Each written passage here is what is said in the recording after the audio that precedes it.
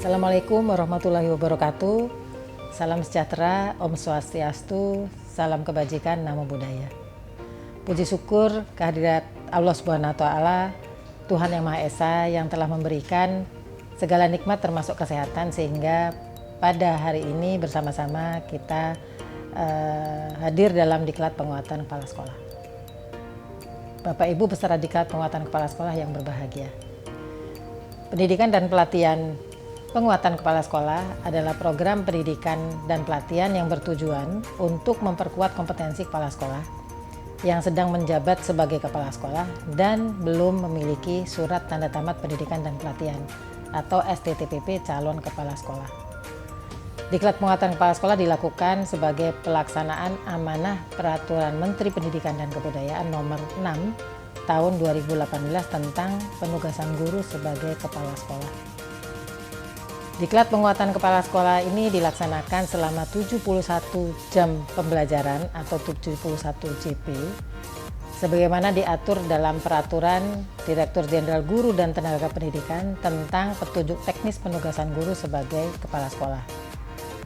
Bila sebelumnya diklat penguatan kepala sekolah ini dilaksanakan dengan tatap muka selama 8 hari di tempat yang sama antara pengajar diklat dan peserta, maka pada tahun 2020 ini diklat dilaksanakan dalam jaringan atau daring atau bisa disebut juga dengan online dengan pendekatan on the job training OJT 1, in service training IST, dan on the job training 2 atau OJT 2. Bapak Ibu peserta diklat penguatan kepala sekolah yang berbahagia, perubahan pola dan moda diklat penguatan kepala sekolah ini didasarkan pada perubahan tujuan yang diarahkan selain meningkatkan kompetensi kepala sekolah, juga menciptakan sekolah yang merdeka dan mewujudkan student well-being untuk tercipta merdeka belajar yang meningkatkan ekosistem sekolah.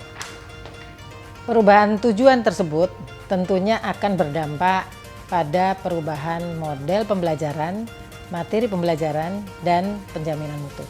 Model pembelajaran yang semula berorientasi pada konten atau teori, studi kasus, dan berpusat pada pengajar diklat, maka pada diklat saat ini pembelajaran berorientasi pada pengalaman nyata dan berpusat pada peserta diklat melalui penerapan model ORPIR dan ILEAD.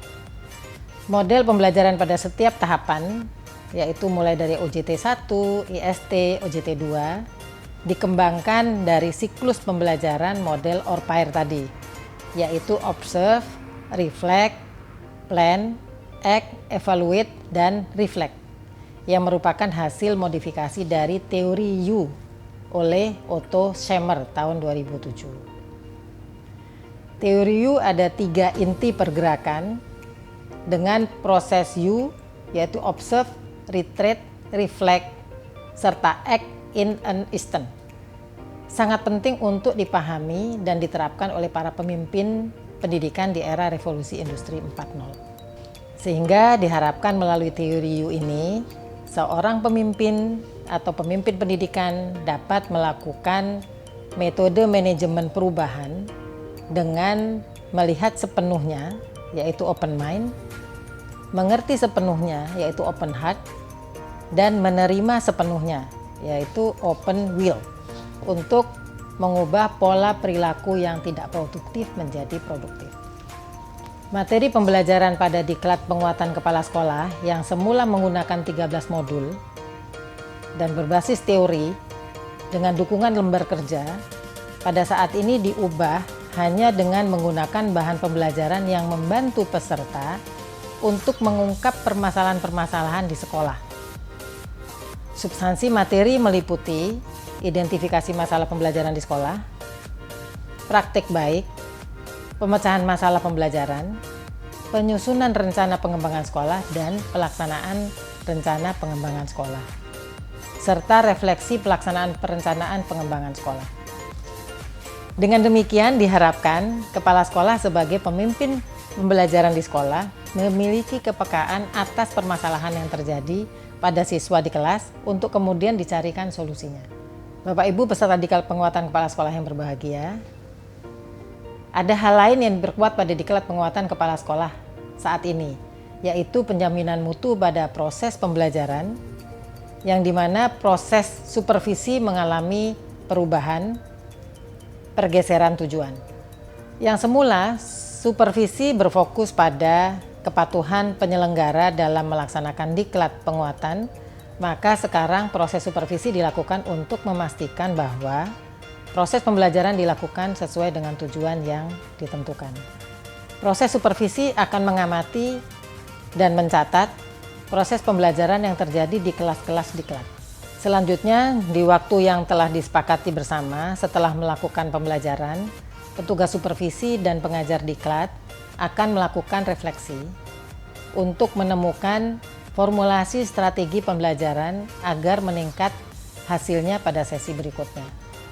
Sehingga diharapkan dengan melakukan refleksi yang dilakukan setiap hari, tujuan pembelajaran dapat dicapai dengan optimal.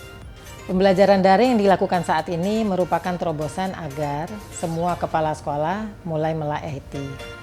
Tuntutan revolusi industri 4.0 menyebabkan kita semua perlu berubah dalam memberikan pelayanan kepada stakeholder pendidikan.